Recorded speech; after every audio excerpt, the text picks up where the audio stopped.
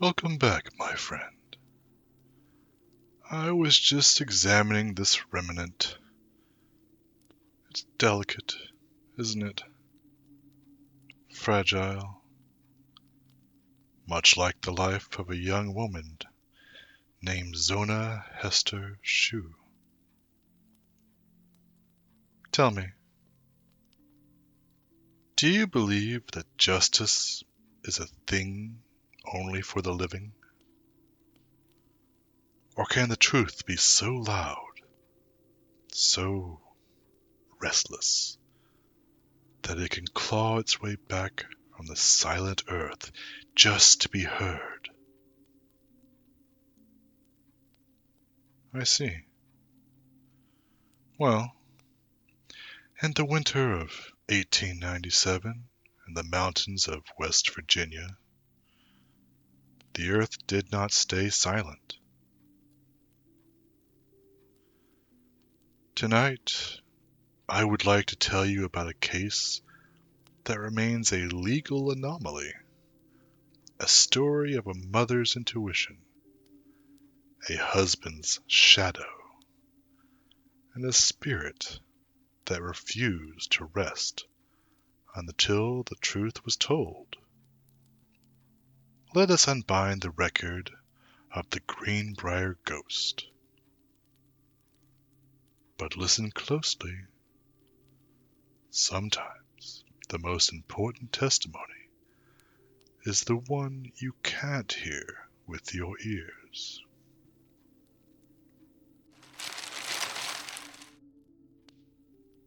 Our story begins with a whirlwind romance between a hometown girl and an Appalachian drifter. Zona Heaster was a daughter of Greenbrier County, your average young woman who grew up with dreams of a happy marriage and starting a family.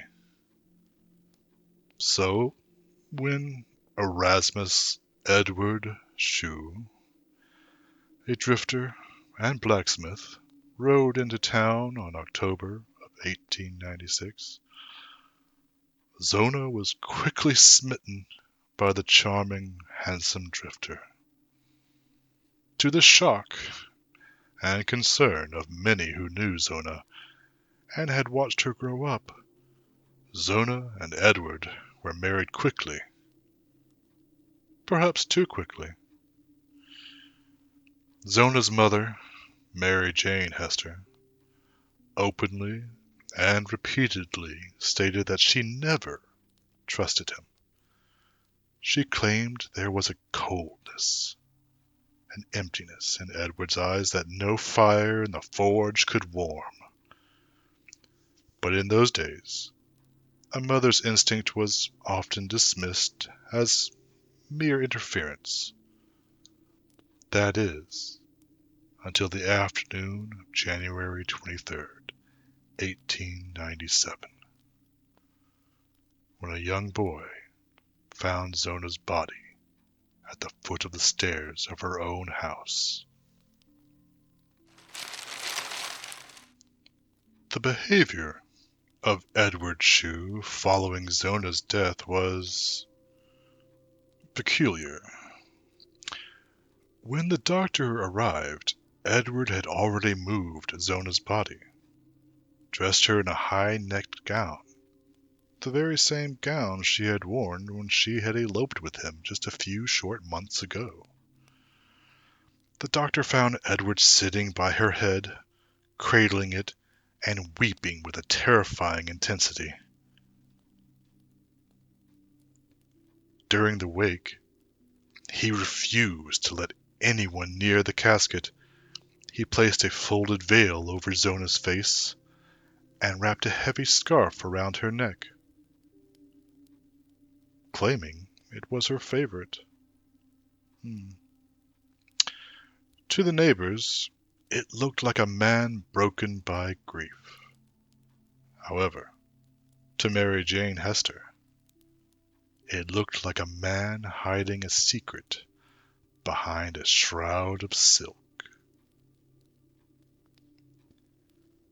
The void knows that we often hide our darkest deeds in the plain sight, hoping the world will mistake our guilt for sorrow.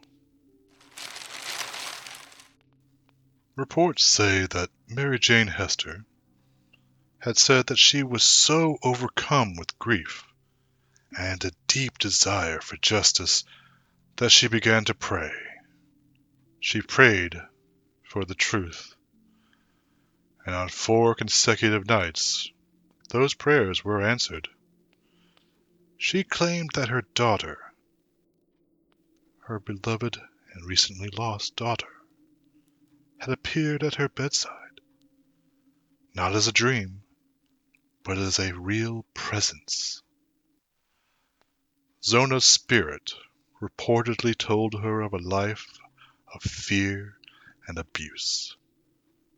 She described the final argument over a dinner that wasn't ready on time. And then, the ghost did something that chilled Mary Jane to the bone. She turned her head completely around until it faced backward. She told her mother that Edward had squeezed the life from her neck. Can you imagine, my friend, seeing your child return only to show you the machinations of her own end? It was enough to send Mary Jane straight to the prosecutor. Prosecutor John Preston was a man of the law, a man of reason and logic. But Mary Jane was relentless. Her earnest appeals and passionate pleas finally convinced Mr. Preston. Whether he was convinced her story was real, or convinced that if he did not at least take her petition seriously, he would never know another night's peace, who can say? But no matter the final reason, he did decide to order an exhumation, the first of its kind in Greenbrier County. Of course, upon hearing of Mary Jane and John Preston's intentions, Edward Shue fought the exhumation order, claiming it would desecrate his wife and her memory. Despite Edward's protests, the exhumation order went through, and when the doctors opened the casket, the truth was undeniable. Beneath that high collar and the heavy scarf, the windpipe had been crushed. The first and second vertebrae were broken. It was a broken neck, the result of a violent manual strangulation. The ghost's testimony, relayed through a mother's grief, had been physically proven by the very bones it left behind. As one might expect, the trial was a sensation that spread through the media of the time like wildfire. Despite the external reaction to the case, those involved were taking it all very seriously. Looking back with the benefit of hindsight, it has become very clear that Edward's lawyers made a fatal mistake. They allowed Mary Jane to speak about the ghost, thinking it would make her look insane to the jury. This is very understandable given the time period and the propensity for women to be committed to mental institutions for what many believe were ridiculous reasons. Commitment was largely driven by male relatives, husbands, fathers, or brothers, who could have a woman institutionalized for challenging domestic authority, emotional instability, or nonconformity. So, to their credit, Edward's lawyers, their plan was quite sound. horrible, but sound. But Mary Jane did not waver. She spoke with the calm of someone who had seen the other side. The jury didn't see a madwoman. They saw a mother.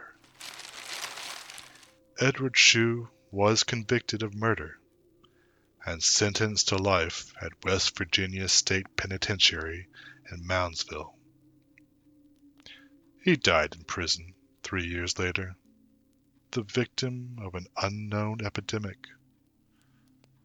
He was buried in an unmarked grave in the local cemetery. The Greenbrier ghost had achieved what the living alone could not. She had spoken her own justice into existence. There is a historical marker today in Greenbrier County. It stands as the only monument to a ghost's testimony in a court of law.